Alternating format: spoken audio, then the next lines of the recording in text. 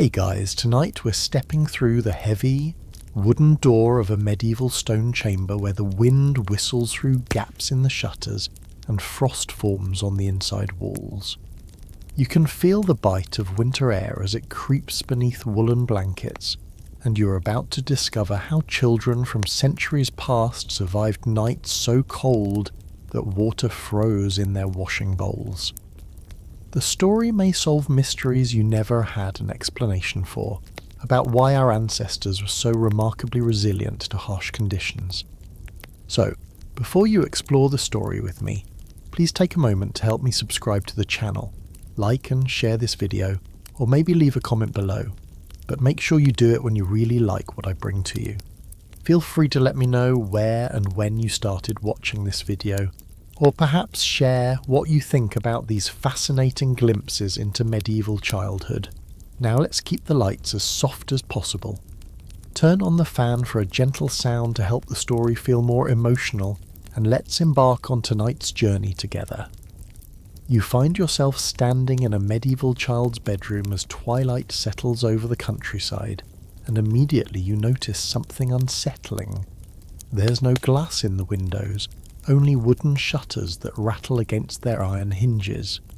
The wind finds every crack and crevice, sending icy drafts across the stone floor that seep through your woolen stockings and chill your bones.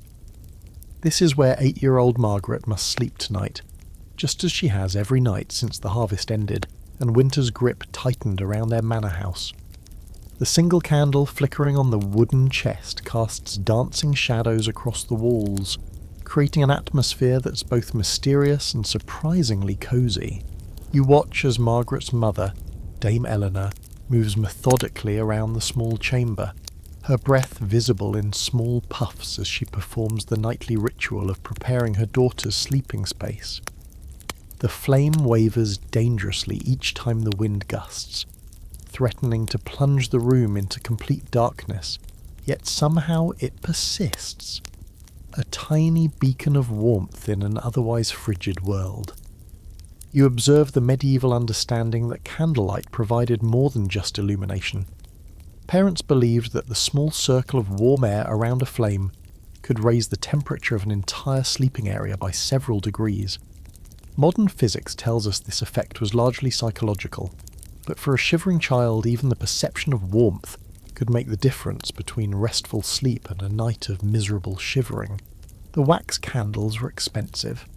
Tallow candles made from animal fat were more common in peasant homes, though they produced considerably more smoke and an unpleasant odour.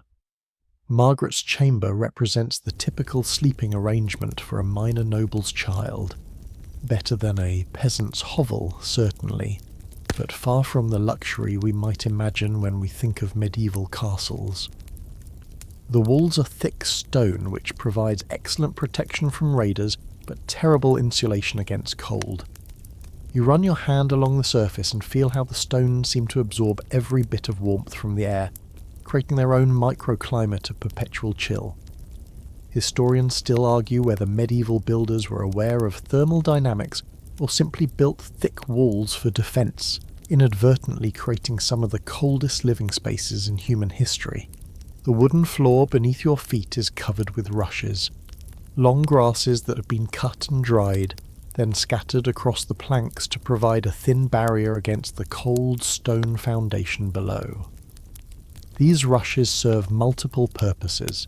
They muffle sound, absorb moisture, and create a slight insulating layer that prevents your feet from making direct contact with the freezing wood. Dame Eleanor has mixed herbs among the rushes. You catch the scent of dried lavender and rosemary, believed to promote peaceful sleep and ward off the evil vapours that medieval parents thought caused nightmares. You notice how the preparation ritual itself seems designed to combat the cold through constant movement. Dame Eleanor bustles about, checking the shutters, adjusting the bed coverings, and stirring the small brazier in the corner, a portable metal bowl filled with glowing coals that provides the room's primary heat source.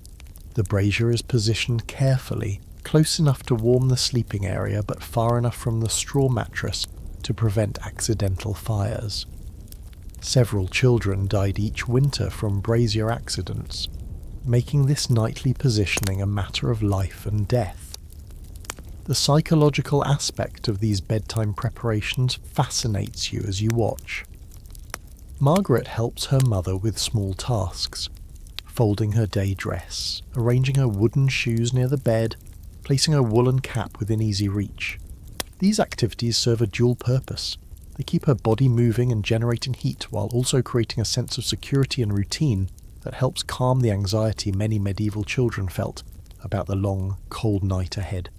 You realise that the medieval approach to children's sleep was fundamentally different from our modern understanding. There was no expectation that a child should be completely warm and comfortable throughout the night. Instead, the goal was survival with minimal suffering. Parents developed elaborate strategies not to eliminate cold, but to make it bearable, even embracing the idea that mild discomfort built character and prepared children for the harsh realities of medieval life. As Dame Eleanor finally extinguishes the working candles and leaves only the small bedside flame burning, you understand that this flickering light represents hope, warmth, and protection in a world where winter nights could literally mean the difference between waking up the next morning or succumbing to the cold in one's sleep.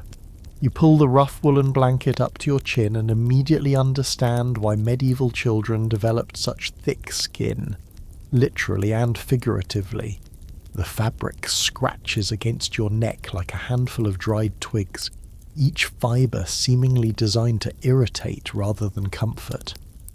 This is the reality Margaret faces every night as she burrows beneath her primary defence against the cold, a collection of woolen coverings that would make modern pyjamas feel like silk by comparison. The wool comes from sheep that roam the manor's hillsides, their fleece thick and oily from months of exposure to rain and wind. You watch Dame Eleanor spread the largest blanket across Margaret's small form, and you notice how the fabric still contains bits of plant matter, tiny thorns, grass seeds, and rough patches where the wool wasn't properly cleaned during processing. Medieval textile production was far from the refined process we know today, and children simply learned to tolerate the constant mild irritation as part of their nightly routine. Beneath the scratchy wool blanket lies another layer of defence, an animal pelt that still retains patches of the original fur. You run your fingers across the surface and feel the coarse hair of what was once a sheep, goat, or perhaps even a deer that wandered too close to the manor's hunting grounds. The pelt provides crucial insulation, trapping warm air between its irregular surface and the child's body. Medieval parents understood intuitively what modern science has proven. Dead air space is one of the most effective insulators available. The smell rising from these coverings tells its own story. A mixture of lanolin from unwashed wool, the faint musk of animal hide, and the herbal sachets Dame Eleanor has tucked between the layers. You detect rosemary, thyme, and something that might be dried mint, all chosen not just for their pleasant aroma but for their supposed warming properties. Medieval medicine believed that certain scents could actually raise body temperature, and while we now know this isn't literally true, the psychological comfort of familiar soothing smells certainly helped children relax into sleep. Margaret's sleeping arrangement includes what her family calls the Great Covering, a massive woolen cloth that serves as both blanket and tent. You help Dame Eleanor position it carefully, creating a small enclosed space around Margaret's bed that traps her body heat more effectively than individual blankets ever could. This technique, used throughout medieval Europe, essentially turned each child's sleeping area into a primitive sleeping bag, with the heavy wool creating walls of insulation on all sides. You discover that the wool's natural properties made it ideal for medieval sleeping arrangements, even despite its rough texture. The lanolin, the waxy substance sheep produced to waterproof their fleece, continues to provide water resistance even after the wool has been sheared and woven. This means that, even in the dampest castle chambers, where condensation forms on stone walls and moisture seems to seep through every surface. The woolen blankets maintain their insulating properties and don't become sodden like other fabrics would. The layering system you observe is remarkably sophisticated for its time. Margaret wears her woolen undergarments to bed, a long tunic-like garment that extends to her ankles and covers her arms completely. Over this goes a second woolen layer, then the animal pelt is positioned directly against her body, followed by increasingly larger woolen blankets that create multiple air pockets. Historians still argue whether this layering technique was developed through scientific understanding or trial and error, but the results speak for themselves. Children survived winters that would challenge modern heating systems. You notice Dame Eleanor paying special attention to Margaret's extremities, wrapping her feet in strips of woolen cloth before tucking them beneath the animal pelt. Medieval parents understood that children lost dangerous amounts of body heat through their hands and feet, and frostbite was a genuine concern even indoors. The wool strips serve as primitive socks, keeping Margaret's feet warm while also protecting them from the rough interior surfaces of her bedding. The scratchy texture that initially seemed like poor craftsmanship actually serves an important purpose. It stimulates blood circulation in the skin. As Margaret shifts and moves during sleep, the rough wool gently massages her skin, encouraging blood flow to areas that might otherwise become dangerously cold during the long winter night. It's an accidental benefit that medieval parents probably never fully understood, but one that undoubtedly saved lives. You watch as Dame Eleanor performs one final ritual with the woolen coverings, shaking each blanket vigorously before laying it over her daughter. This removes any settled cold air and allows the wool to trap fresh, slightly warmer air from the room. It's a small detail, but in a world where every degree of warmth mattered, these tiny adjustments could mean the difference between comfort and misery. The weight of all these woolen layers is substantial. You estimate Margaret is sleeping beneath at least 20 pounds of fabric and fur. Modern children might find this oppressive, but medieval children learned to find security in the heavy pressure. The weight helped hold body heat close to their skin while also providing a sense of protection against the unknown dangers that medieval minds associated with cold, dark nights. As you observe Margaret settling into her nest of scratchy wool and animal fur, you realise that comfort, as we understand it today, was never the goal. Survival was the priority, and these rough, heavy coverings represented the difference between life and death during the coldest months of the medieval year. You feel the mattress shift and sag as another warm body slides beneath the covers, and you realise that Margaret won't be sleeping alone tonight. Dame Eleanor lifts the great woolen covering and guides her younger son, Thomas, age 5, into the space beside his sister. Then comes baby Catherine, barely 2 years old, positioned carefully between the older children. Finally, Eleanor herself climbs into the bed, creating a human chain of warmth that transforms the sleeping space into a medieval heating system powered by shared body heat. The bed itself groans under the weight of 4 bodies, its rope supports stretching and creaking as everyone settles into their assigned positions. You discover that medieval furniture makers designed these sleeping surfaces with communal use in mind. The wooden frame is broader than any modern bed, extending nearly 6 feet in width and built with extra support beams to accommodate multiple occupants. The rope webbing beneath the straw mattress has been woven in a specific pattern that distributes weight evenly, preventing any one person from rolling toward the centre and disrupting the carefully orchestrated sleeping arrangement. Dame Eleanor positions herself on the outside edge, closest to the brazier and the potential dangers of the night. Medieval parents understood that adult bodies generated more heat than children's smaller frames, and strategic placement could create warm zones that benefited the entire group. You observe how she arranges her arm beneath Thomas's head, creating a living pillow that also allows her body warmth to flow directly to his small torso. This positioning isn't accidental. It's the result of generations of trial and error in medieval sleeping arrangements. The baby, Catherine occupies the coveted centre position, surrounded on all sides by warm bodies.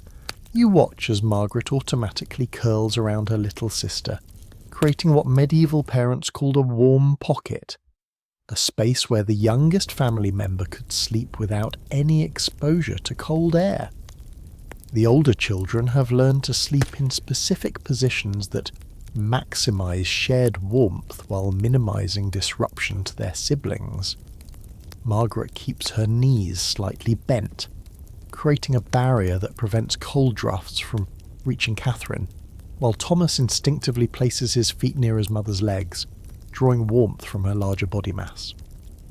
You notice the careful choreography required for this sleeping arrangement to function properly. Each person must enter the bed in a specific order, and movements during the night follow unspoken rules developed over years of shared sleeping. If someone needs to leave the bed during the night, perhaps to use the chamber pot or tend to the fire, they must do so without allowing cold air to rush in and disturb the others. Dame Eleanor has trained her children in this nighttime etiquette as thoroughly as she's taught them their prayers and daily chores. The shared sleeping arrangement serves purposes beyond mere warmth. You observe how the children's breathing naturally synchronizes, creating a rhythm that seems to calm everyone in the bed. Medieval parents believed that sleeping close to family members helped children feel secure and protected from the evil spirits and dangerous creatures they imagined lurking in the darkness beyond their chamber. Modern sleep science would later prove that synchronized breathing does indeed promote deeper, more restful sleep. The medieval intuition was remarkably accurate. Historians still argue whether these communal sleeping arrangements were purely practical or reflected deeper medieval beliefs about family bonds and social hierarchy. The evidence suggests both factors played a role. Warmth was essential for survival, but the specific positioning of family members also reinforced medieval ideas about protection, authority, and care. The mother's position on the outer edge symbolized her role as guardian, while placing the youngest child in the centre emphasized the family's commitment to protecting its most vulnerable members. You feel the temperature within the bedding begin to rise as 4 bodies work together to warm the enclosed space. The woolen coverings trap this shared heat effectively, creating a microclimate that can be 10 to 15 degrees warmer than the surrounding chamber. This collaborative heating system allowed medieval families to survive in conditions that would quickly prove fatal to someone sleeping alone. The children's smaller bodies, which lose heat more rapidly than adult frames, benefit enormously from their proximity to Dame Eleanor's larger form. The sleeping positions also serve practical medical purposes that medieval parents understood instinctively. By keeping children pressed against warm adult bodies, parents could monitor their breathing and body temperature throughout the night. If a child became dangerously cold, their parent would immediately notice the change and could take corrective action, adding more coverings, repositioning the brazier, or even getting up to warm stones by the fire. This constant physical contact functioned as an early warning system that prevented many cold-related emergencies. You discover that the Great Bed Migration wasn't limited to immediate family members. During the coldest weeks of winter, servants, visiting relatives, and even important guests might join the communal sleeping arrangement. A typical medieval household bed might accommodate 6 or 8 people during peak winter months, with bodies arranged according to social status, age, and heat-generating capacity. The lord and lady would occupy the warmest central positions, while servants and older children took the cooler outer edges. As you settle into your position within this human heating system, you understand that privacy and personal space were luxuries medieval families couldn't afford during winter months. Survival required cooperation, physical intimacy, and a willingness to sacrifice individual comfort for collective warmth. The Great Bed Migration represented one of humanity's most effective low-technology solutions to the challenge of staying alive through bitter cold nights.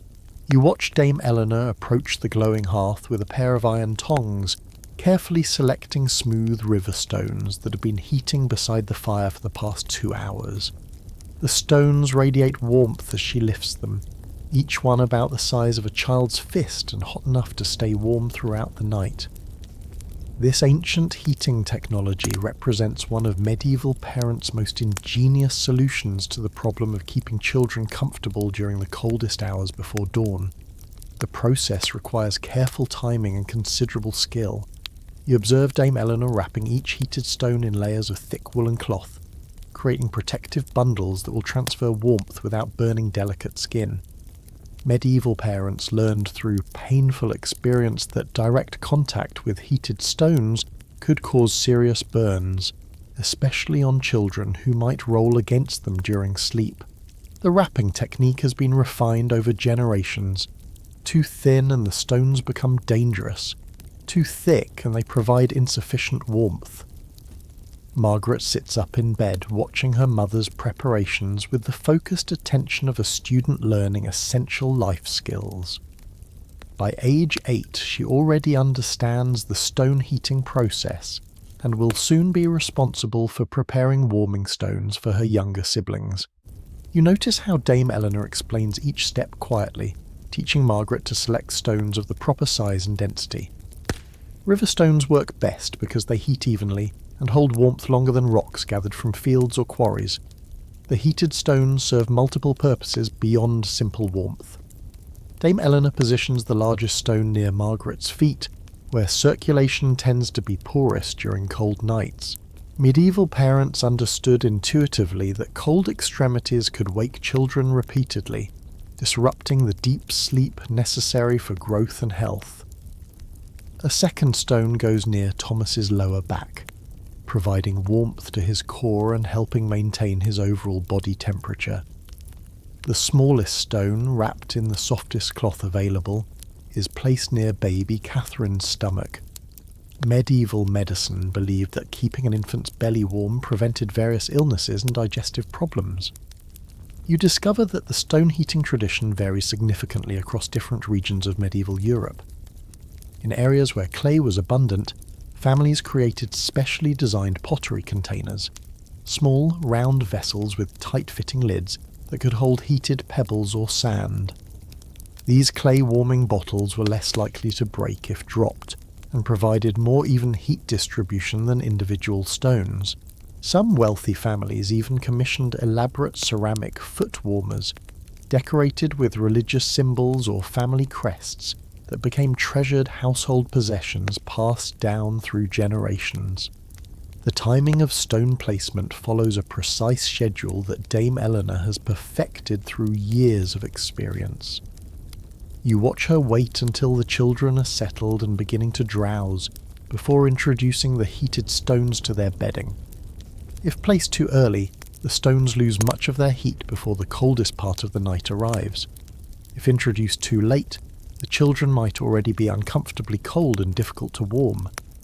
The optimal moment comes when the children's body heat has begun to warm their immediate sleeping area, but before the chamber's temperature drops to its nighttime minimum.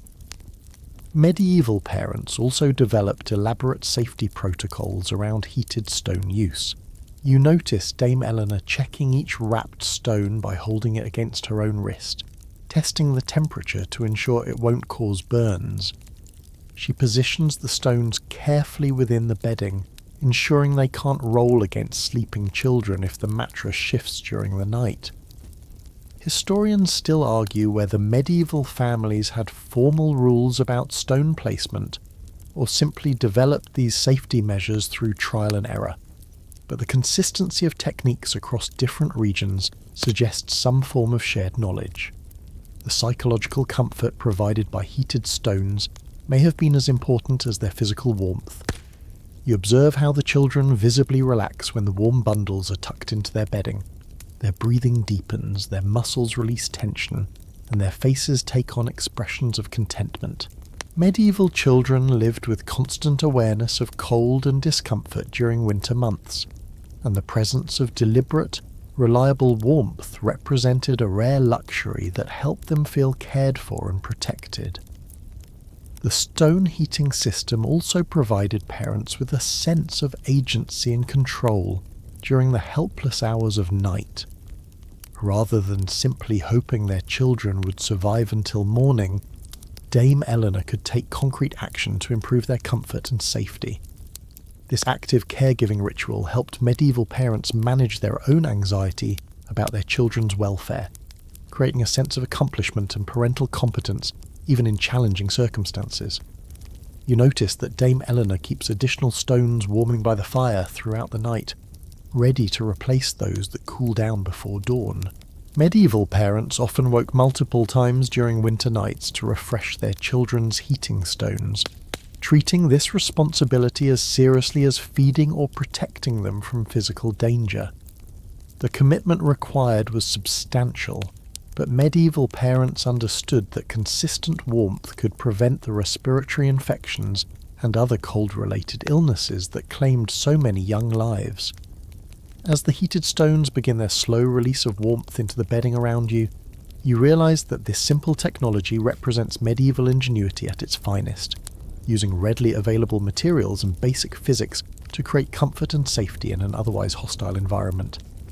The heated stone tradition would persist for centuries, eventually evolving into the bed warmers and hot water bottles that our great-grandparents still remembered using on cold winter nights. You sink into the medieval mattress and immediately hear the distinctive sound that accompanied every child's sleep in this era. A symphony of crackling, rustling, and whispered pops as thousands of dried plant materials shift beneath your body weight.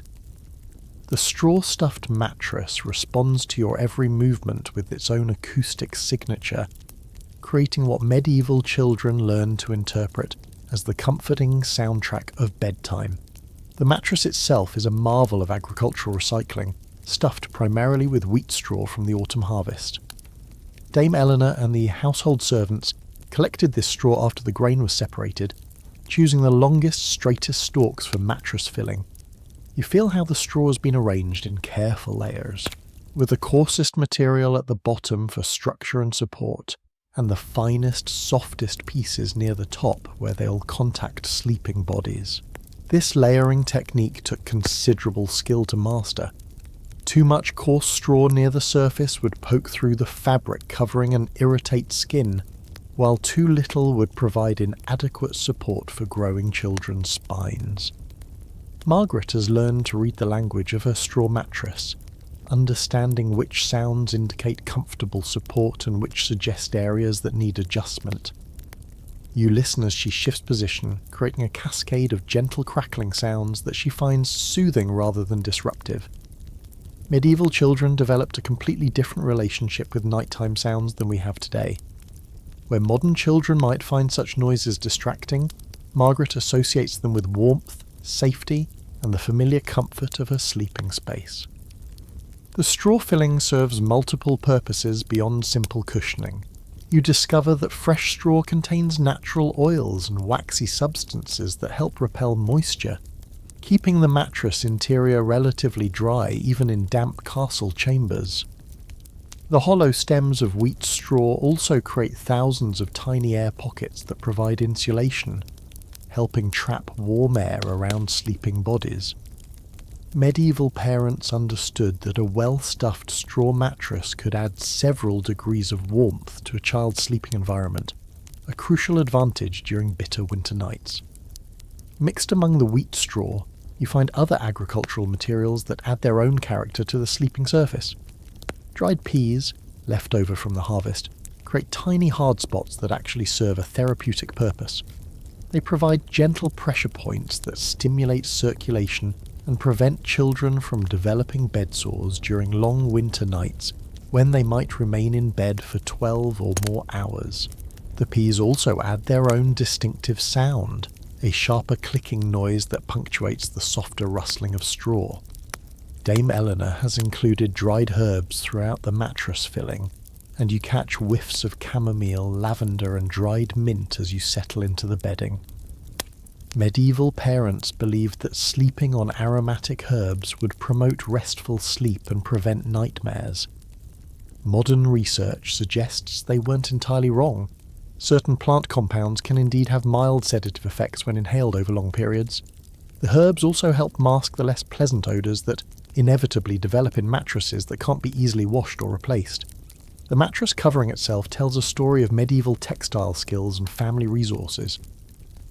You feel the rough linen fabric that contains all this plant material, noting how it's been sewn with tight, overlapping seams to prevent straw from poking through. The fabric bears the marks of careful patching and repatching. Medieval families couldn't afford to replace mattress covers frequently, so they maintained them with elaborate mending techniques that kept them functional for years or even decades.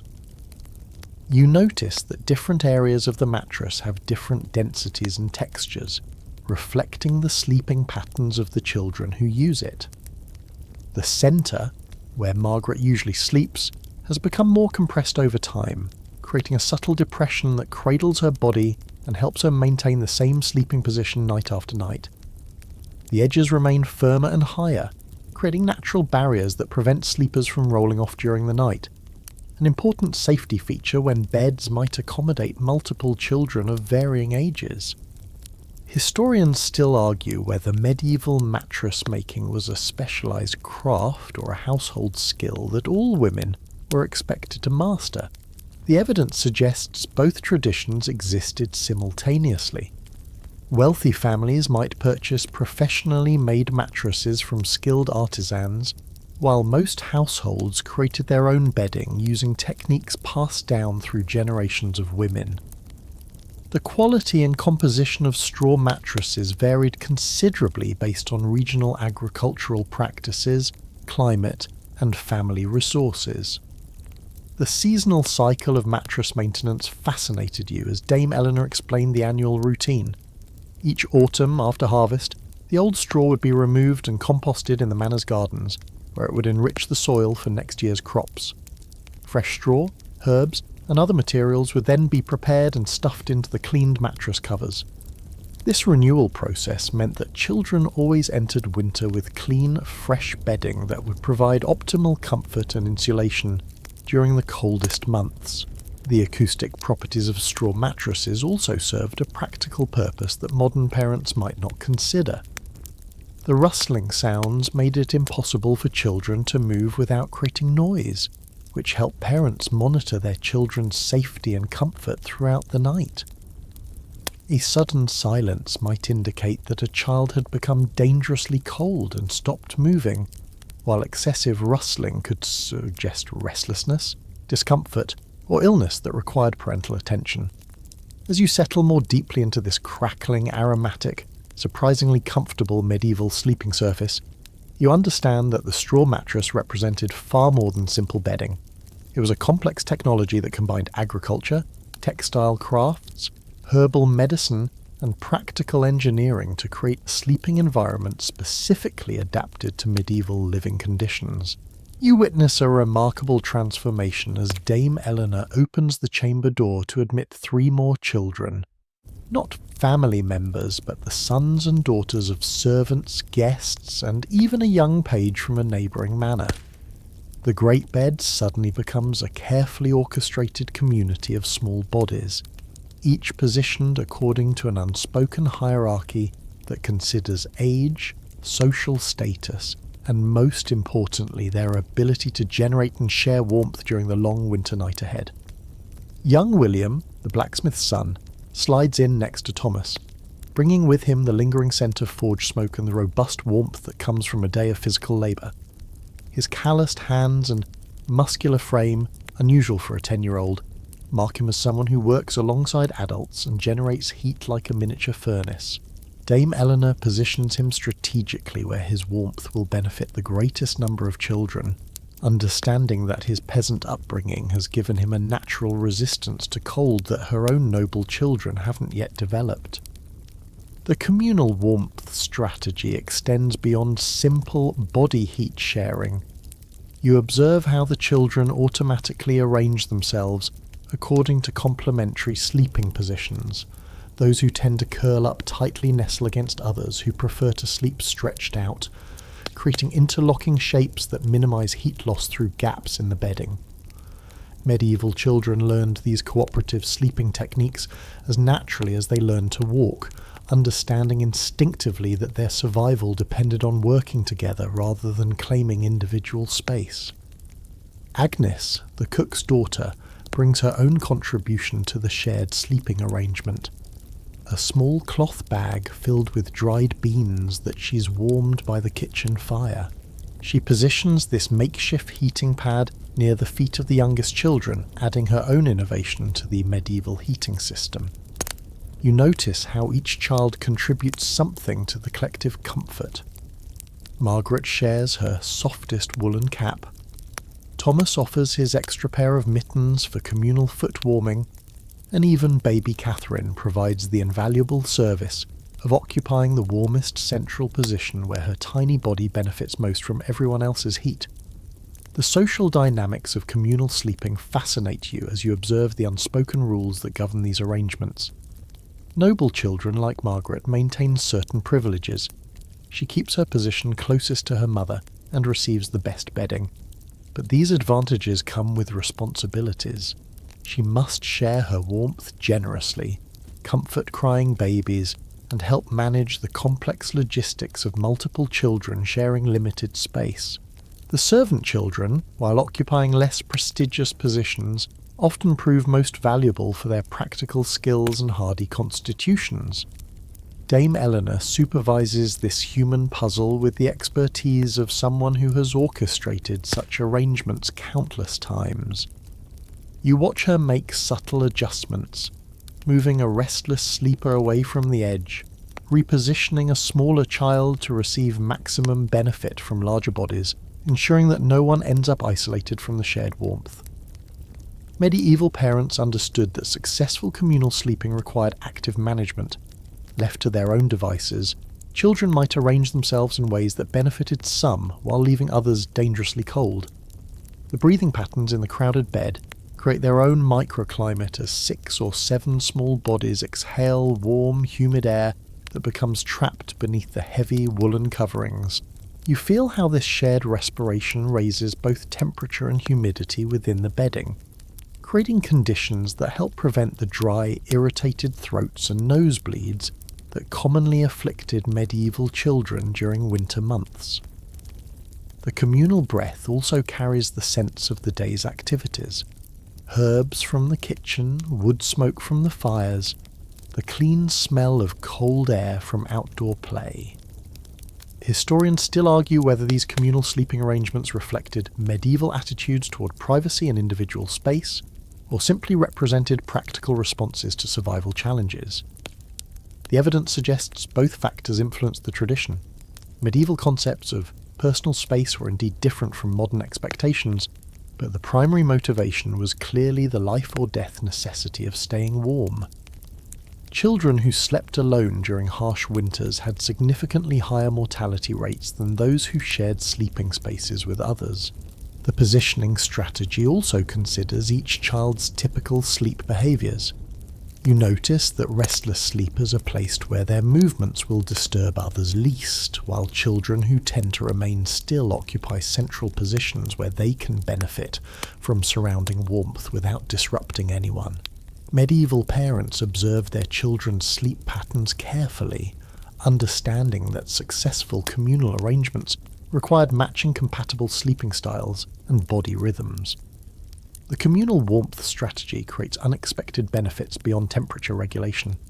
You observe how children who might normally feel anxious or frightened during dark winter nights find comfort in the presence of other small bodies.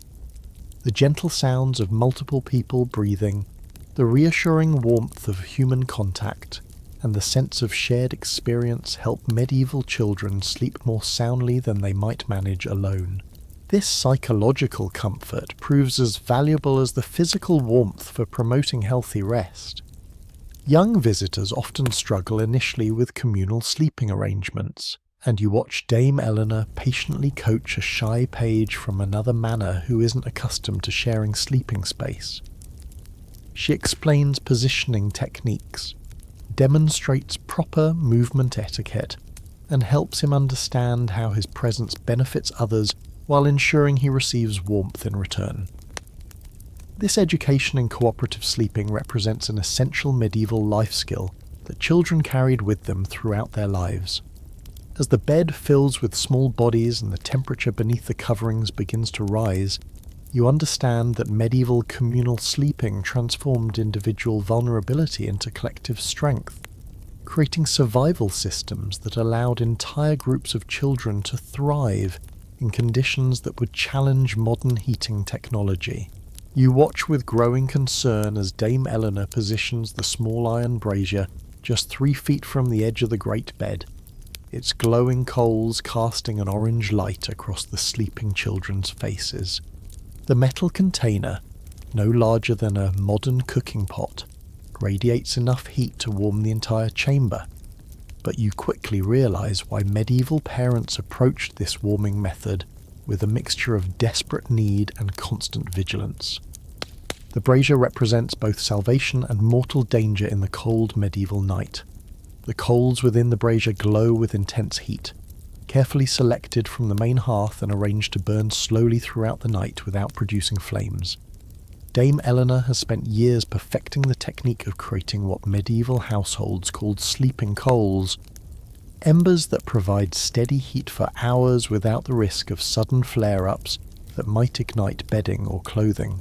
You observe her using iron tongs to position each coal precisely, creating airflow patterns that ensure even burning while minimizing the production of dangerous smoke. Medieval parents developed elaborate safety protocols around brazier use, and you watch Dame Eleanor demonstrate several of these protective measures. She places the brazier on a thick stone slab that absorbs excess heat and prevents the iron base from scorching wooden floorboards. Around the stone she arranges a circle of smaller stones that serve as barriers, preventing children from accidentally rolling against the hot metal during sleep. These precautionary measures reflect generations of hard-learned lessons about brazier accidents and their often tragic consequences.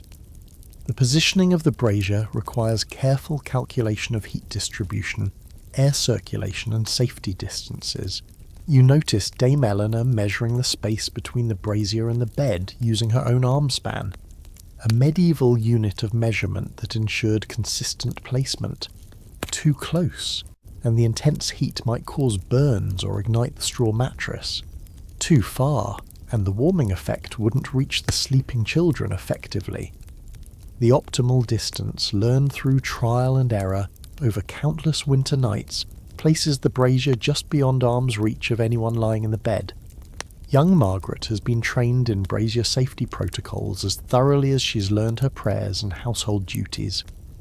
You watch her demonstrate the proper technique for approaching the brazier during night time, moving slowly, keeping loose clothing away from the heat source, and never reaching directly over the glowing coals. Medieval children learned to treat braziers with the same respect they showed dangerous animals or sharp tools, understanding that carelessness could result in severe injury or death. The brazier serves multiple functions beyond simple heating. Dame Eleanor uses it to warm water for washing, heat additional stones for bedtime comfort, and even prepare simple remedies for children who develop colds or coughs during the night. You observe her placing a small iron cup near the brazier's edge, where it will warm a mixture of honey and herbs throughout the night, ready to soothe any child who wakes with throat irritation or breathing difficulties. Medieval brazier design reflects sophisticated understanding of combustion and heat transfer principles. You examine the iron container's construction, noting the carefully placed air holes that provide oxygen to the coals while controlling burn rate. The slightly flared top prevents coals from spilling if the brazier is accidentally bumped, while the thick iron walls absorb heat during peak burning and release it gradually as the coals burn down. These design features represent centuries of refinement in medieval metalworking and household technology. The social hierarchy of brazier management fascinated medieval households, with specific family members assigned particular responsibilities. Dame Eleanor maintains overall control, but older children like Margaret learn to assist with coal selection, positioning and monitoring. Servants might help carry fuel or clean the brazier, but the critical safety decisions remain with the head of household. Historians still argue whether this hierarchy reflected medieval beliefs about women's natural caregiving abilities or simply practical recognition of the skills required for safe brazier operation. You notice Dame Eleanor performing regular safety checks throughout the evening, testing the brazier's temperature, examining the surrounding area for potential hazards, and ensuring adequate ventilation to prevent carbon monoxide buildup. Medieval parents understood that braziers consumed oxygen and produced invisible, dangerous gases. Though they lacked modern scientific understanding of exactly why proper air circulation was essential, their intuitive grasp of these principles, developed through observation and tragic experience, saved countless lives.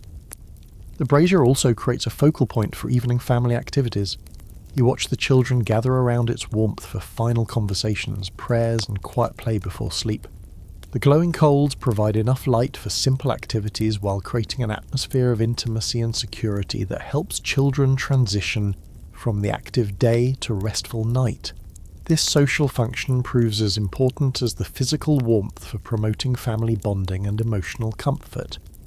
Medieval brazier fuel varied by region and season, with families using everything from charcoal and wood coals to dried peat and even compressed agricultural waste. Dame Eleanor selects her coals carefully, choosing pieces that burn cleanly without excessive smoke or sparks. The quality of fuel directly affects both safety and effectiveness, making fuel selection another critical skill that medieval parents passed down through generations.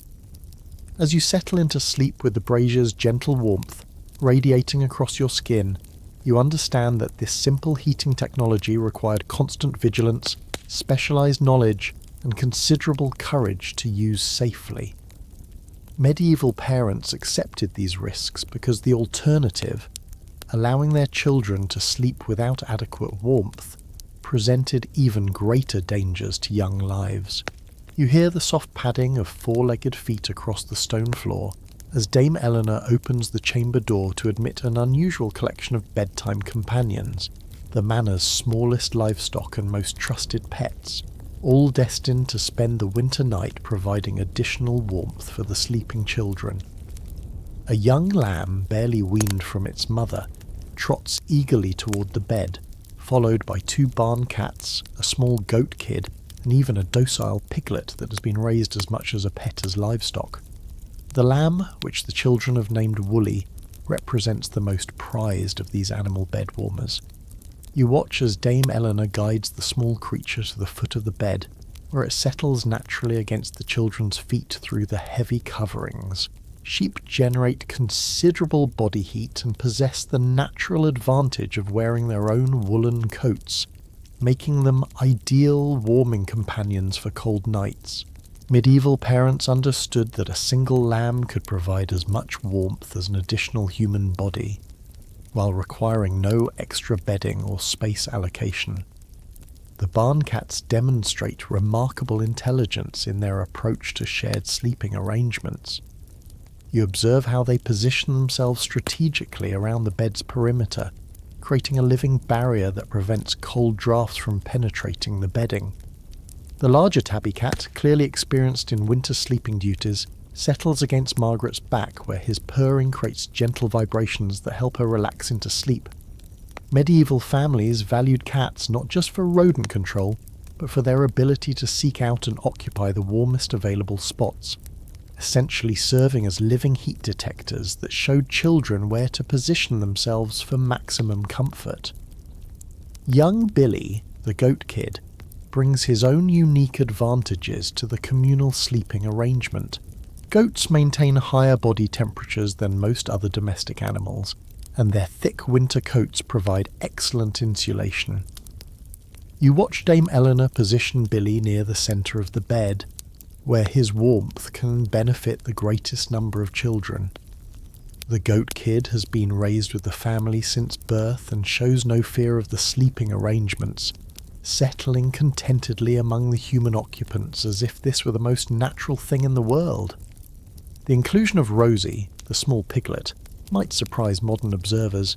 but medieval families understood that pigs generate exceptional body heat due to their active metabolisms and substantial body mass relative to their size. You observe how Rosie naturally seeks the warmest spot available, eventually settling near baby Catherine, where her steady breathing and warm bulk provide crucial heat for the most vulnerable family member. Medieval parents also appreciated that pigs were intelligent enough to avoid disrupting human sleep while still providing consistent warmth throughout the night. These animal companions serve purposes beyond simple heat generation.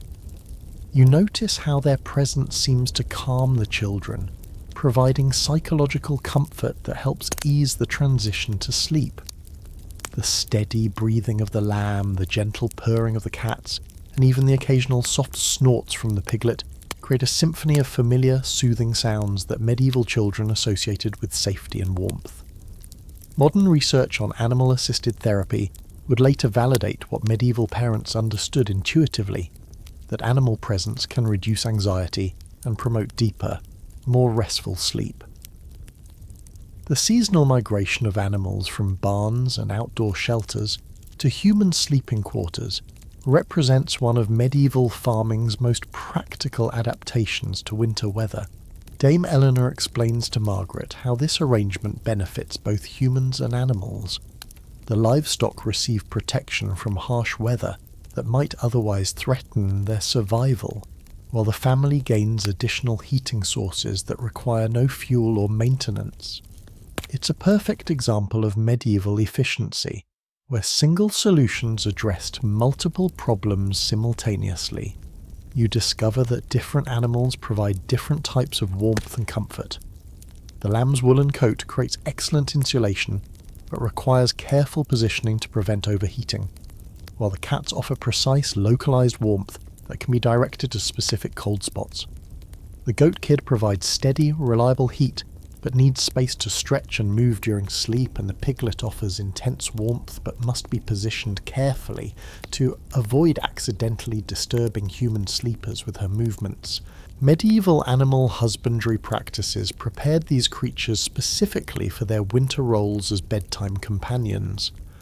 You observe how each animal has been gradually accustomed to human sleeping patterns, trained to remain calm and quiet during night hours, and socialized to accept close physical contact with children.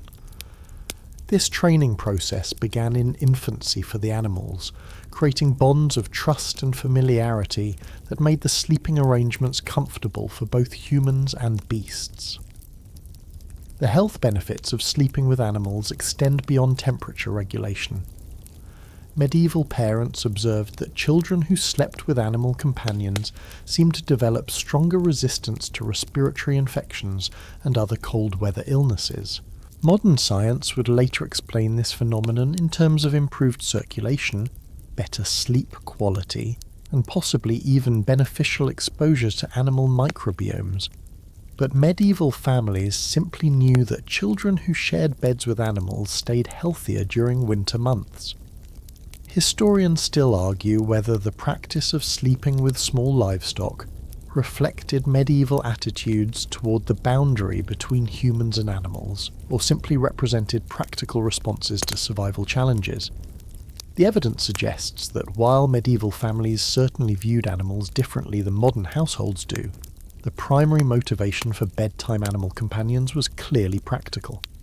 These arrangements kept children alive during winters that claimed many young lives in households without adequate heating.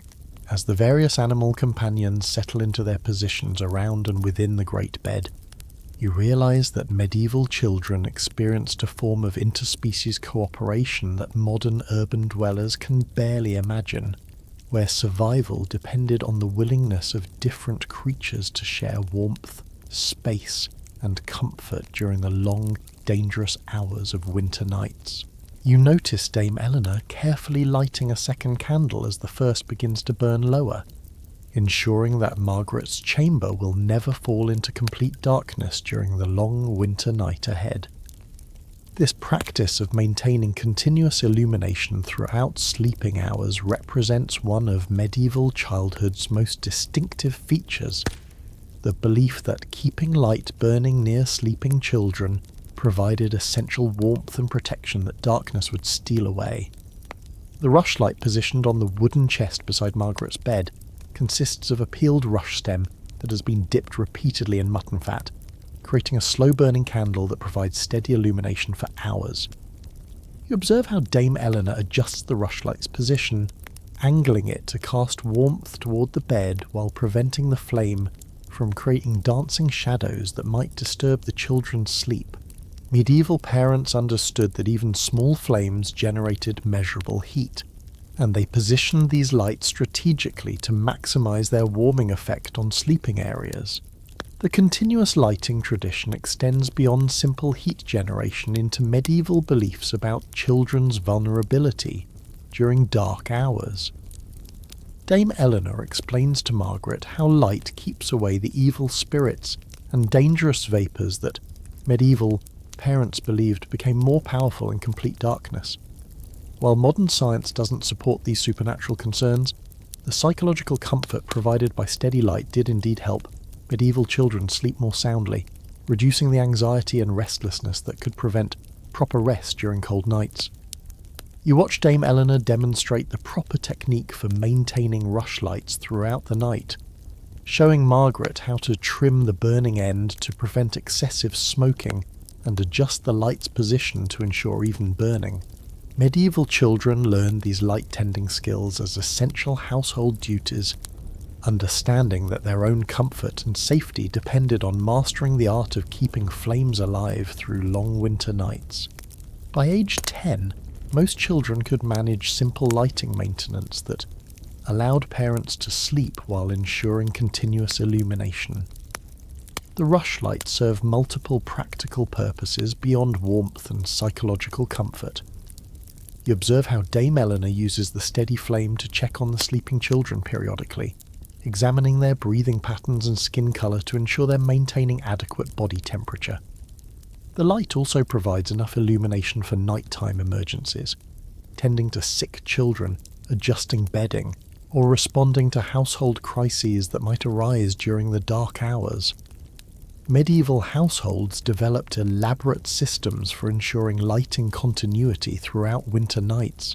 Dame Eleanor maintains a collection of prepared rushlights at various stages of burning, allowing her to replace spent lights without creating periods of dangerous darkness.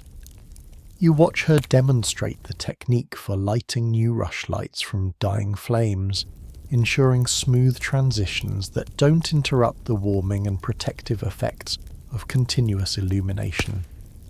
The production of rushlights represents another example of medieval household efficiency, where single activities served multiple purposes. Dame Eleanor collects rushes during summer months when they're most abundant, peels them carefully to expose the pith that will hold fat, and dips them repeatedly in rendered animal fat to create slow-burning illumination. The fat comes from cooking activities, meaning that lighting production utilizes materials that might otherwise be wasted, while the finished lights provide both illumination and emergency food if winter supplies run critically low. Different types of rushlights provide varying amounts of heat and light, and you observe Dame Eleanor selecting specific varieties for different purposes. Thicker rushes dipped in sheep fat burn longer and generate more heat, making them ideal for all-night burning near children's beds. Thinner rushes with beeswax coating provide brighter light with less heat, suitable for brief illumination needs that don't require continuous warming effects. Medieval parents learned to match lighting choices to specific nighttime requirements, optimizing both comfort and resource consumption. The positioning of multiple lights creates what medieval households called warm circles, overlapping zones of light and heat that could effectively raise the temperature in small areas by several degrees. You notice how Dame Eleanor arranges 3 rushlights at different points around Margaret's sleeping area, creating intersecting circles of warmth that eliminate cold spots where dangerous drafts might penetrate the bedding. This lighting strategy represents sophisticated understanding of heat distribution principles that wouldn't be formally recognized by science for centuries. Medieval children developed strong psychological associations between light and safety that influenced their sleep patterns throughout their lives. You observe how Margaret visibly relaxes when the rushlights are properly positioned and burning steadily, her breathing deepening and her muscles releasing tension. The presence of controlled flame provided reassurance that help was available if needed, that the household remained active and protective even during sleeping hours, and that morning would eventually arrive to end the long winter night. Historians still argue whether the rushlight vigil reflected genuine practical benefits or primarily served psychological functions for anxious medieval parents. The evidence suggests both factors were important. The measurable heat provided by continuous burning did indeed improve children's thermal comfort, while the sense of active caregiving helped parents manage their own anxiety about their children's nighttime safety and survival. The economic implications of maintaining lights throughout winter nights were substantial for medieval households. Dame Eleanor must balance the costs of fuel and materials against the benefits of continuous illumination, making careful calculations about when full lighting was essential and when reduced illumination might suffice. Wealthy families could afford more elaborate lighting arrangements, while poor households might maintain only single rushlights, or even rely on banked coals that provided heat without the expense of continuous flames. As you settle into sleep surrounded by the gentle glow of rushlights, their flames creating dancing patterns on the chamber walls, and their warmth adding precious degrees to the air around your face, you understand that medieval parents transformed simple illumination into a complex system of protection, comfort, and care that helped their children survive the long, dangerous hours of winter nights. You watch the remarkable transformation begin as the first hard frost settles over the manor grounds, signalling the start of what Dame Eleanor calls the Great Moving, the seasonal migration of sleeping children from their cold outer chambers to the warmest rooms in the medieval household. Margaret helps carry her straw mattress down the narrow stone stairs, abandoning her summer sleeping quarters near the castle's outer walls for a cosy spot beside the great kitchen hearth, where residual heat from cooking fires will keep her warm throughout the night. The kitchen represents the heart of medieval winter sleeping arrangements, and you observe how Dame Eleanor has already begun preparing sleeping spaces for all the household children around the massive stone hearth. The cooking fire that burns here during the day leaves the surrounding stones warm for hours after the flames die down, creating a natural heating system that radiates gentle warmth throughout the night. Medieval parents understood that positioning children's beds near these thermal masses could mean the difference between comfortable sleep and dangerous cold exposure. Young Thomas claims his traditional spot closest to the bread ovens, where the thick stone walls continue releasing heat from the day's baking well into the early morning hours. You feel the warmth radiating from these massive structures, understanding why medieval children looked forward to this seasonal migration with such eagerness. The oven stones maintain temperatures that can warm an entire sleeping area, providing more consistent heat than any brazier or warming stone could deliver throughout the long winter night. The seasonal sleep migration follows patterns that have been refined through generations of medieval household management. Dame Eleanor directs the placement of each child's bedding according to a complex hierarchy that considers age, health, social status, and individual cold tolerance. Margaret, as the eldest daughter, receives a premium spot near the central hearth where she can benefit from maximum warmth while also helping supervise younger children who might need assistance during the night. You discover that the kitchen sleeping arrangements transform the entire dynamic of medieval childhood during winter months. Instead of sleeping in isolated chambers where cold and darkness might create anxiety, children find themselves part of a warm, communal environment where the sounds of settling embers and the gentle creaking of cooling stone create soothing background noise. The familiar smells of herbs, bread, and cooking fires provide psychological comfort that helps children feel safe and protected during the vulnerable hours of sleep. The migration also brings practical advantages that extend beyond temperature control. Dame Eleanor can monitor all the household children from a single location, checking on their welfare without traversing cold corridors or climbing drafty staircases. The kitchen's central location means help is always nearby if children develop colds, suffer nightmares, or need assistance with their warming stones or bedding adjustments. Medieval parents understood that concentrated childcare was more effective than scattered supervision, especially during harsh weather periods. Different areas of the kitchen provide varying microclimates that Dame Eleanor matches to individual children's needs. You observe how she positions baby Catherine in the warmest spot directly beside the main hearth, while older, hardier children occupy areas further from the central heat source. Children recovering from illness receive premium locations where they can benefit from maximum warmth and easy access to heated remedies, while healthy children adapt to slightly cooler positions that still provide adequate comfort for restful sleep. The seasonal migration patterns vary significantly across different regions of medieval Europe, reflecting local climate conditions, architectural styles, and cultural traditions. In areas with particularly harsh winters, entire households might abandon upper floors completely, with adults and children alike sleeping in ground floor rooms where earth insulation and central heating provided better protection against extreme cold. Historians still argue whether these migrations represented planned seasonal adaptations or emergency responses to unusually severe weather, but the consistency of patterns across different regions suggests deliberate household management strategies. You notice how the kitchen's high ceilings and multiple cooking areas create complex air circulation patterns that distribute heat more evenly than smaller chambers could achieve. The warm air rises from cooking fires and stone ovens, circulates around the ceiling beams, and settles gently over the sleeping areas below. Medieval parents learned to position children's bedding to take advantage of these natural convection currents, creating sleeping environments that benefited from passive heating systems that required no additional fuel or maintenance during night hours.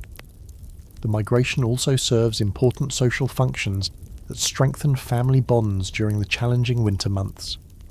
Children who might rarely interact during busy summer schedules find themselves sleeping side by side, developing closer relationships and learning to cooperate in shared survival efforts.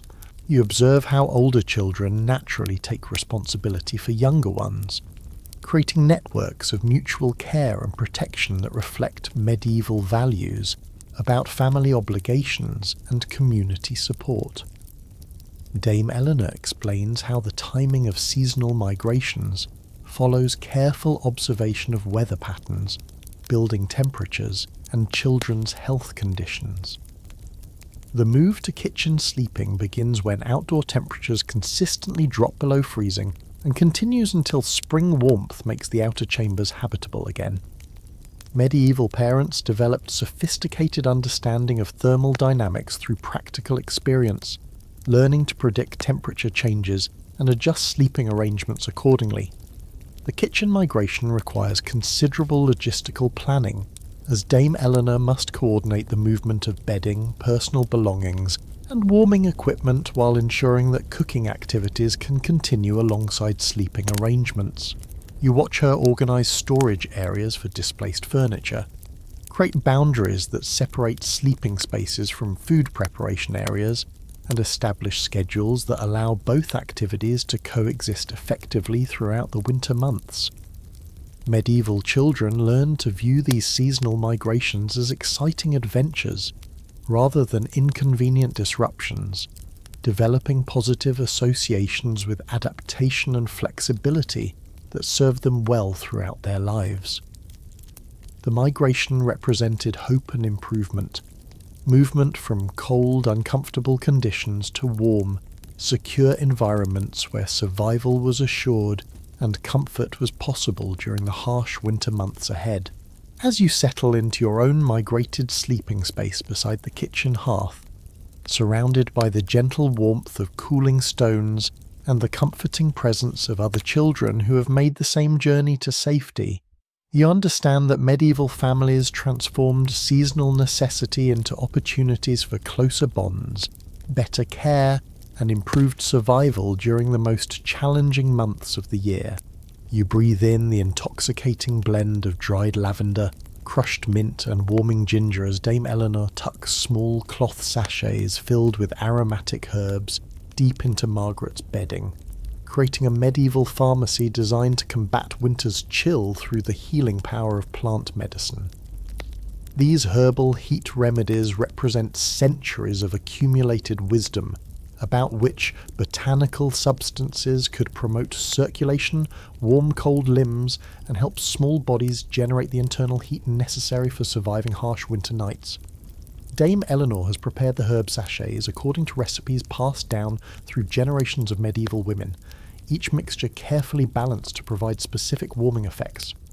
You watch her place a sachet filled with dried rosemary and thyme near Margaret's feet, where the herb's natural oils will slowly release throughout the night, creating aromatic vapours that medieval medicine believed could improve blood flow to extremities. The warmth isn't just imaginary.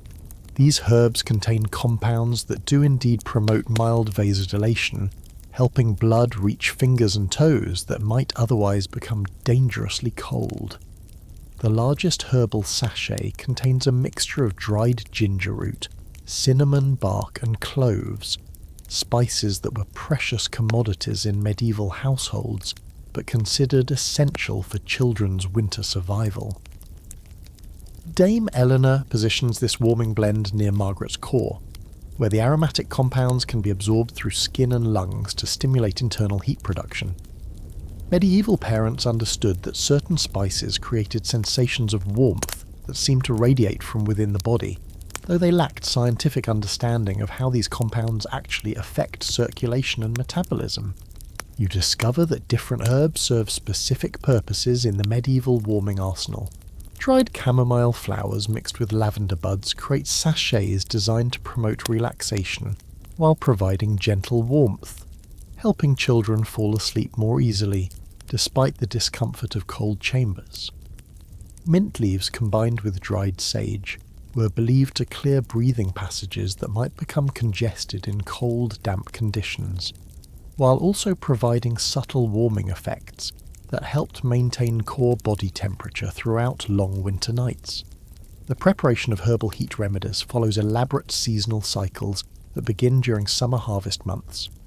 You observe Dame Eleanor's collection of dried plants, each carefully selected, processed, and stored to maintain maximum potency through winter months. The herbs must be dried completely to prevent mould and decay, ground to specific consistencies that release optimal amounts of aromatic oils, and mixed in proportions that medieval herbalists determined through generations of trial and error. Medieval parents also created herbal heating beverages that children drank before bedtime to warm their bodies from within. Dame Eleanor prepares a gentle tisane using dried elderflower, honey, and a pinch of precious cinnamon, heating the mixture near the brazier until it reaches the perfect temperature for small throats. You watch Margaret sip the warming drink slowly, understanding that this ritual serves multiple purposes. The liquid provides immediate internal warmth, the herbs offer therapeutic benefits, and the bedtime routine creates psychological comfort that helps ease the transition to sleep. The herbal sachets require careful positioning to provide maximum benefit without creating discomfort during sleep. Dame Eleanor demonstrates the proper technique for tucking herb bundles into bedding where they won't create lumps or hard spots that might disturb rest.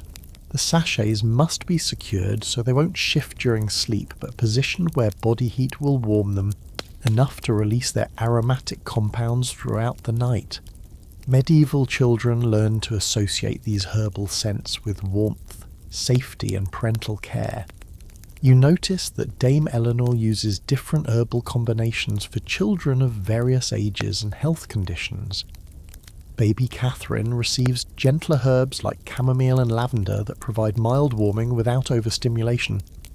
while robust children like Thomas can tolerate stronger mixtures containing ginger and cloves that provide more intense heating effects. Medieval parents developed sophisticated understanding of how different constitutions responded to various herbal remedies, customizing treatments according to individual needs and tolerances. The herbal heat remedies also serve protective functions that extend beyond temperature regulation. Medieval parents believed that aromatic herbs could ward off the evil humours and disease-causing vapours that were thought to attack sleeping children during winter months.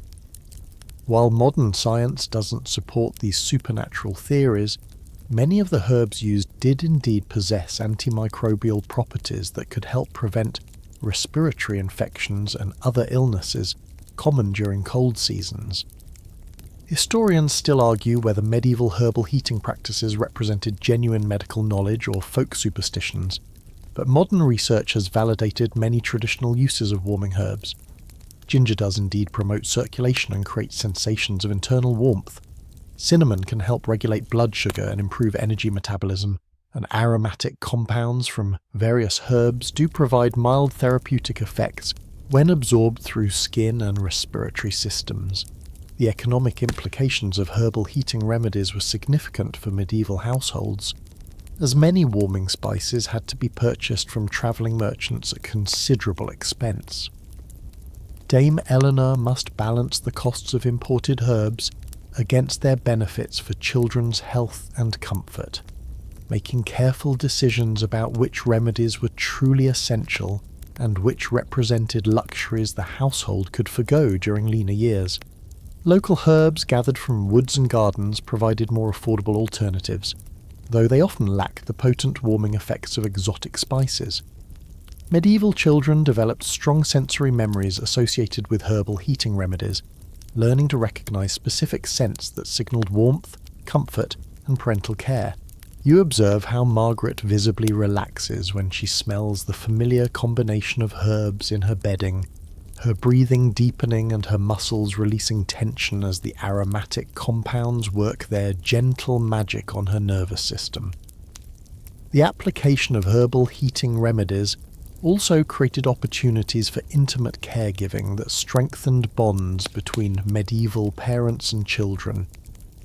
Dame Eleanor's careful preparation of herb sachets, thoughtful positioning of aromatic bundles, and gentle administration of warming beverages represented acts of love and protection that help children feel valued and cared for during the challenging winter months.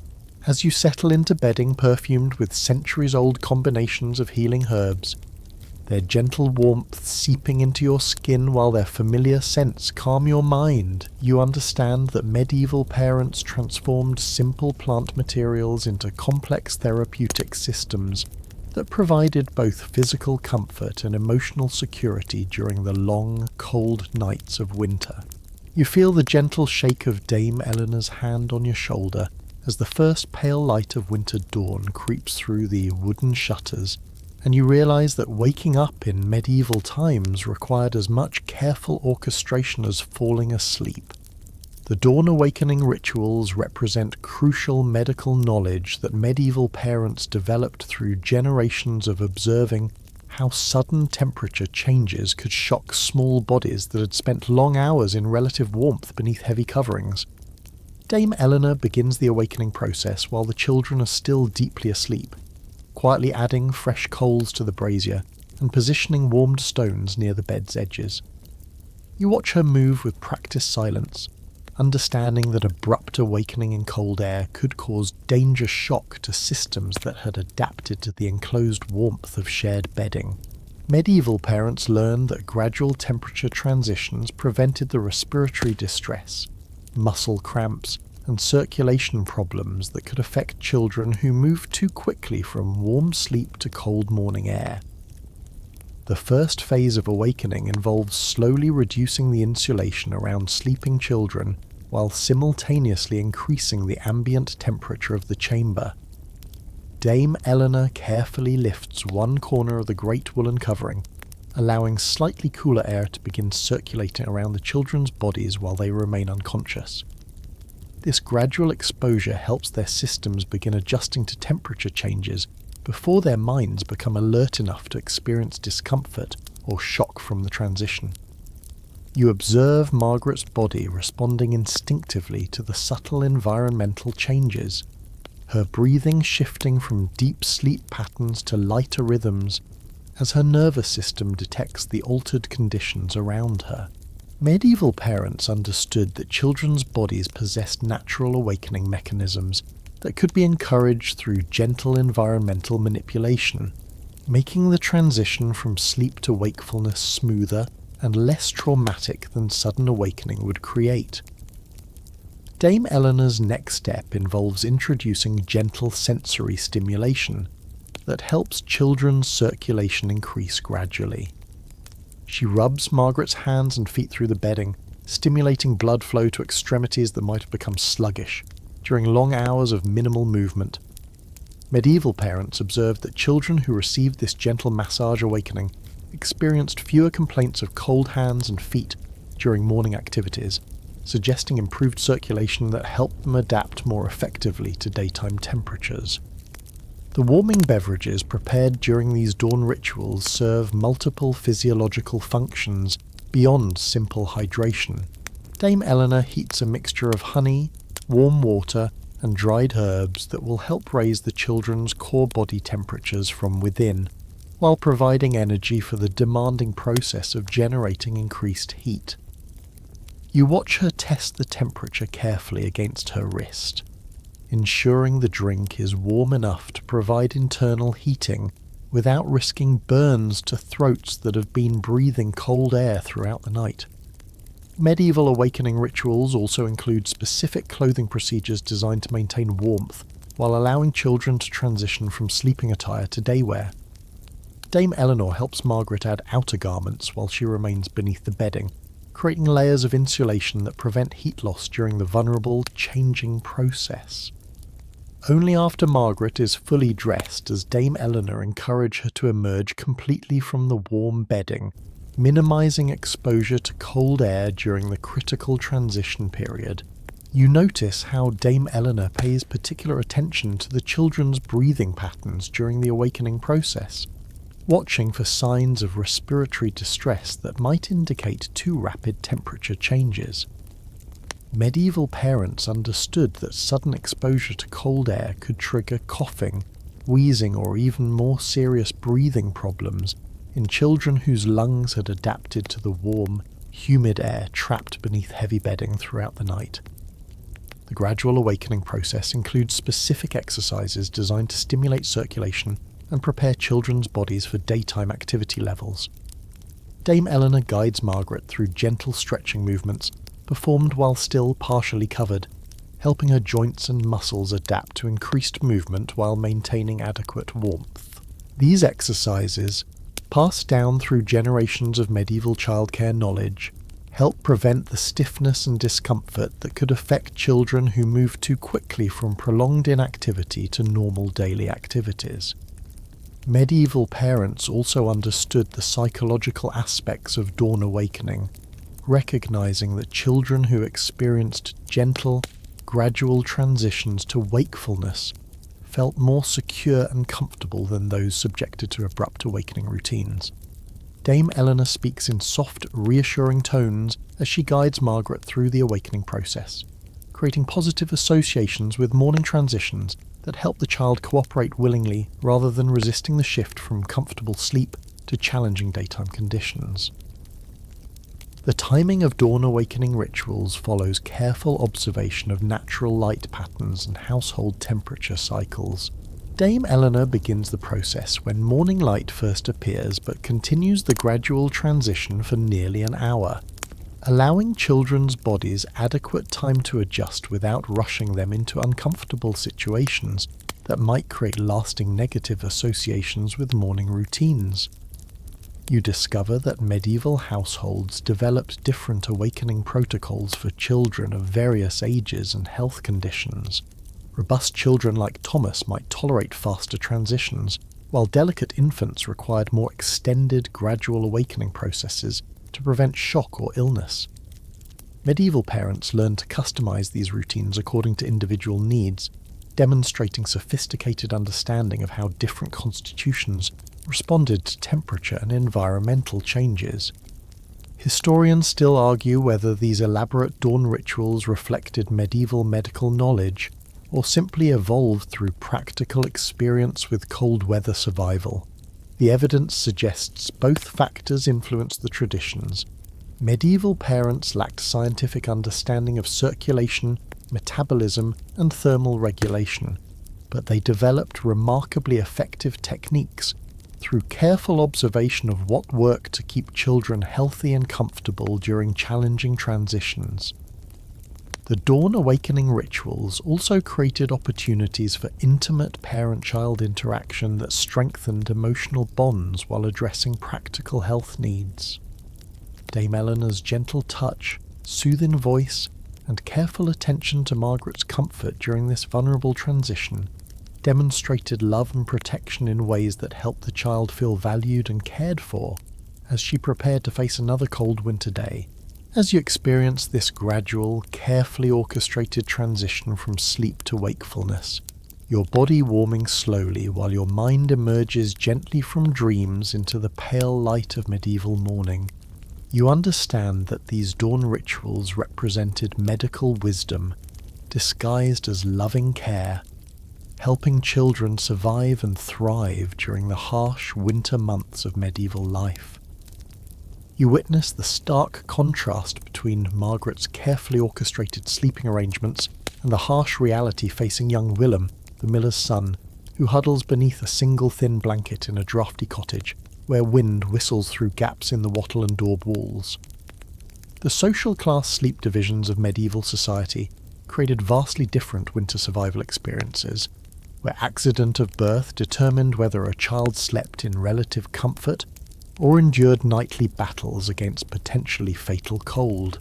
Willem's sleeping space occupies a corner of his family's single room, shared with parents, siblings, and even the family's most valuable possession.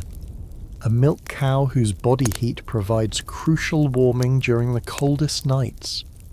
You observe how peasant families developed ingenious survival strategies using minimal resources, positioning children's bedding directly against the cow's warm flank where the large animal's steady breathing and substantial body mass created a natural heating system that cost nothing to maintain and required no special fuel or materials.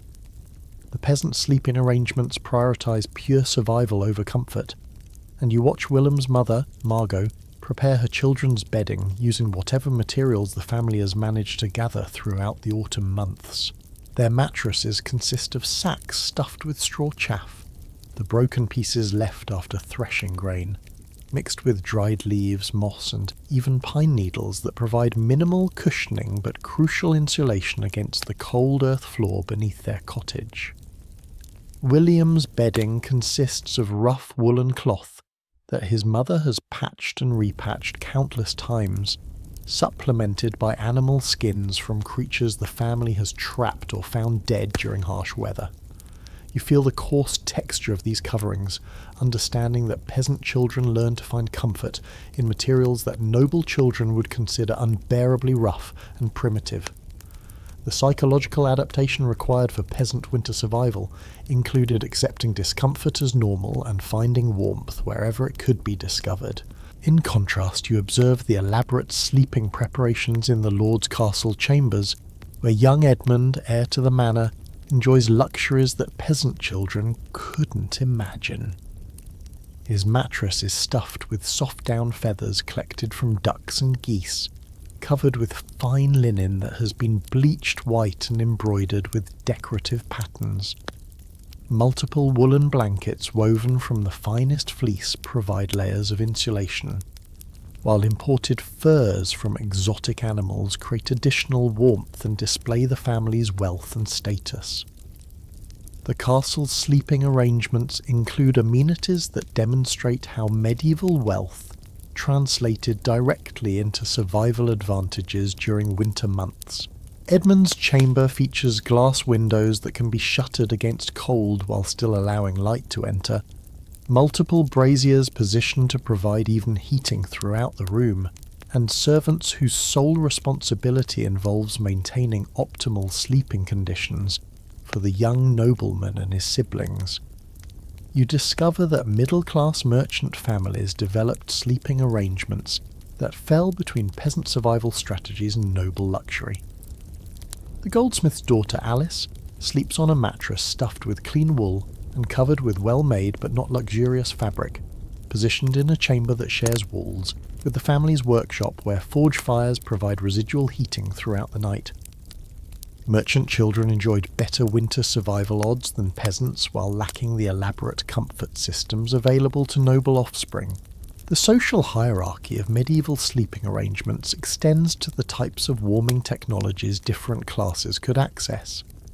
Noble families used expensive beeswax candles that burned cleanly and provided steady heat, while peasant families relied on tallow candles made from animal fat that produced smoke and unpleasant odours, but cost virtually nothing to manufacture from household waste materials.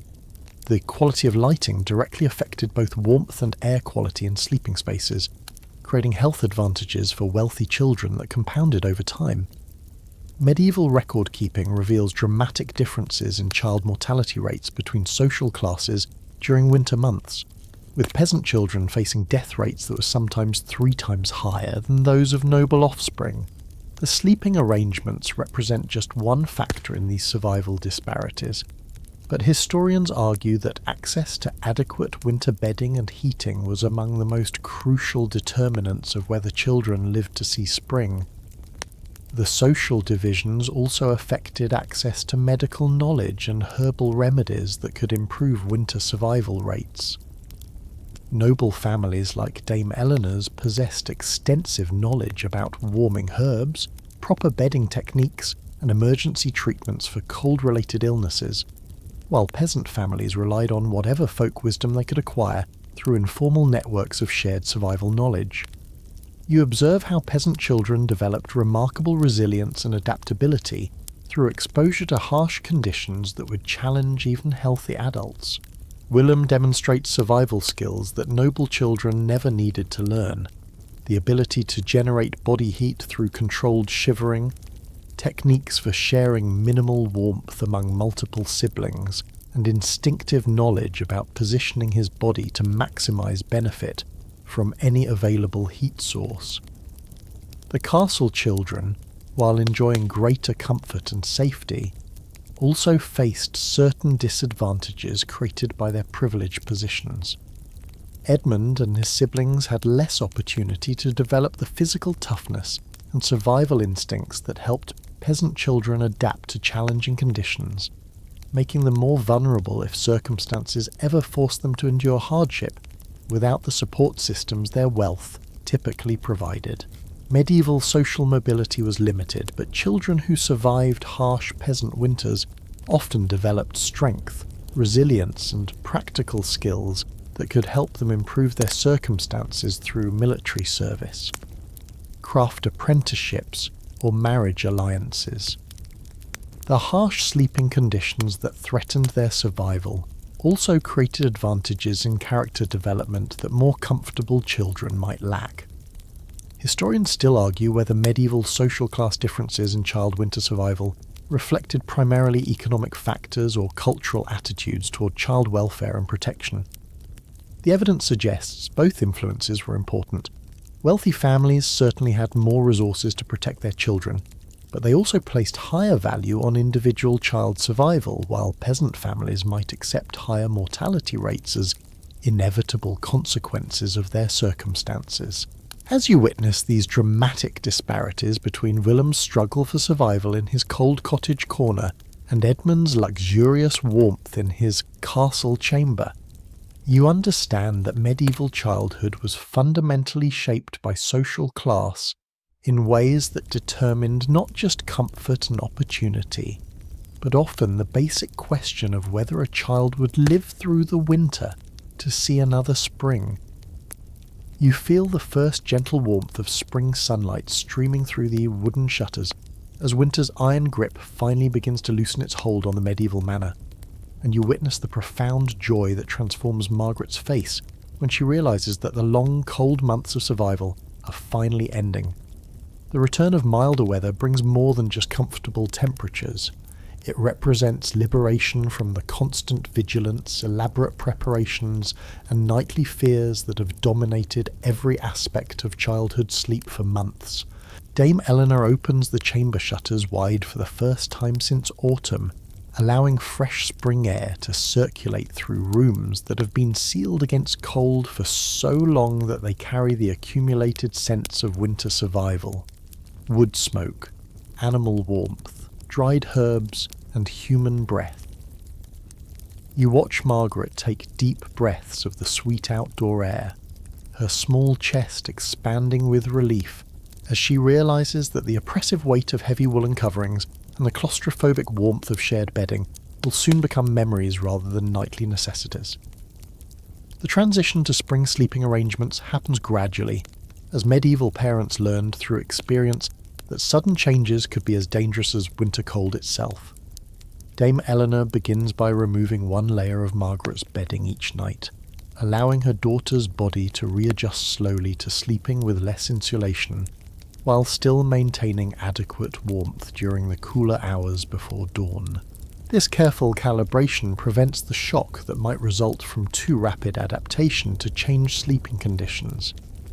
Young Thomas celebrates his liberation from the communal bed with visible excitement, stretching his arms and legs in movements that would have been impossible during months of careful positioning designed to maximize shared warmth. You observe how spring's arrival allows children to rediscover personal space and individual comfort, luxuries they had willingly sacrificed for winter survival, but eagerly reclaim as soon as temperatures permit individual sleeping arrangements again.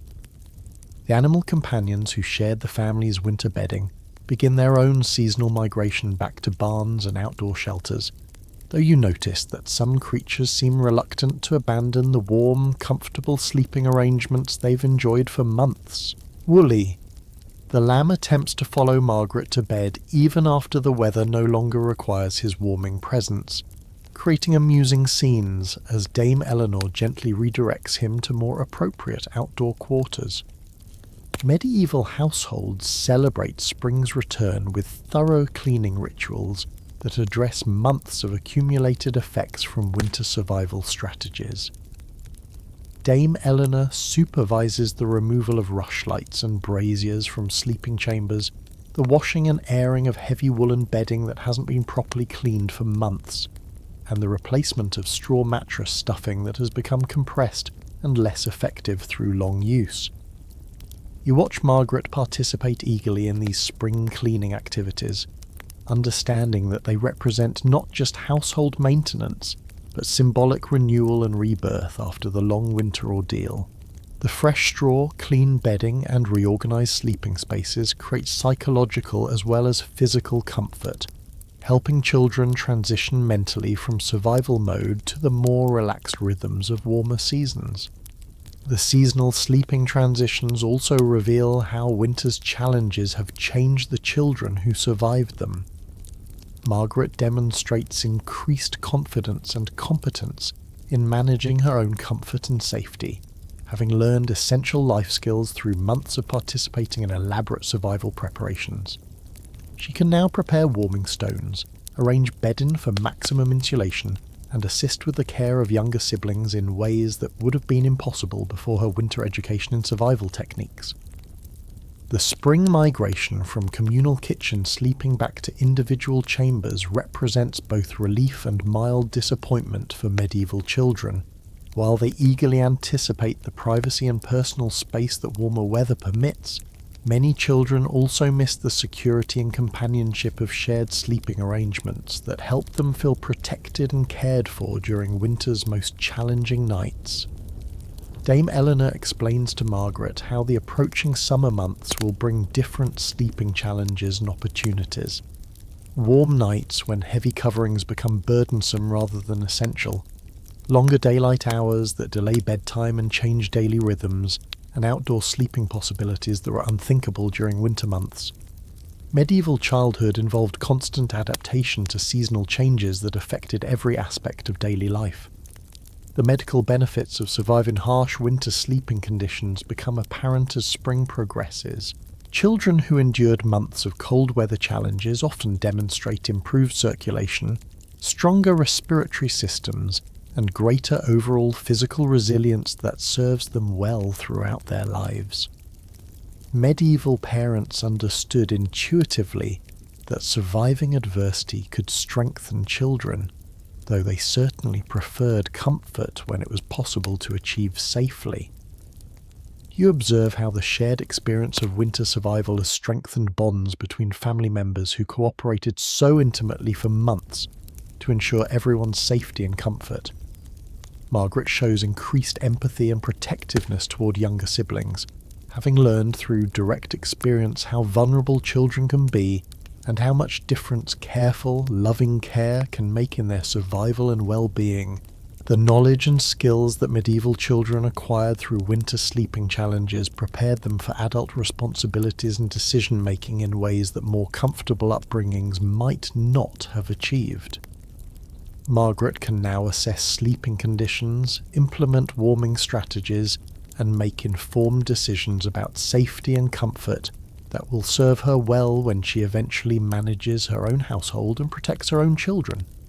Medieval spring celebrations often included specific rituals of gratitude for surviving another winter, and you watch the household participate in prayers and festivities that acknowledge both divine protection and human ingenuity in overcoming seasonal challenges.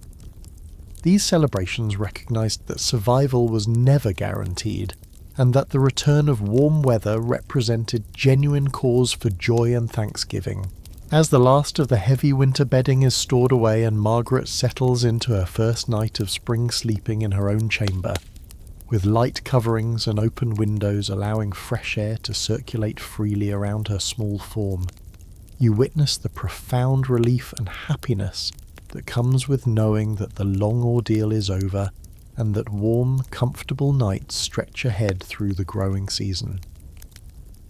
The medieval approach to childhood winter survival created strong, adaptable, resourceful young people who understood the value of preparation, cooperation, and resilience in facing life's challenges. These children entered adulthood with practical skills, emotional strength, and deep appreciation for comfort and security that shaped their character and equipped them to thrive in a demanding world. As the gentle warmth of spring settles over the medieval landscape and Margaret drifts peacefully to sleep beneath a single light blanket, no longer needing the elaborate survival strategies that sustained her through winter's harsh embrace, you feel your own breathing slow and deepen. The stories of heated stones and shared warmth, of animal companions and herbal remedies, begin to fade like morning mist as your mind releases the fascinating details of medieval childhood and allows itself to sink into the soft, welcoming darkness of restful sleep. The crackling sounds of straw mattresses become distant whispers, the glow of rushlights dims to barely remembered flickers, and the careful rituals of medieval bedtime transform into the gentle rhythms of your own peaceful slumber. You carry with you the quiet strength of children who learn to find comfort in harsh conditions, the wisdom of parents who turned necessity into nurturing care, and the deep satisfaction that comes from understanding how our ancestors created warmth, safety, and love even in the coldest, darkest nights of the distant past. Sleep well, knowing that the ingenuity and resilience of medieval families helped create the world of comfort and security that surrounds you now, and let their stories of survival and adaptation guide you gently into dreams where warmth is always available and morning always brings the promise of spring's return.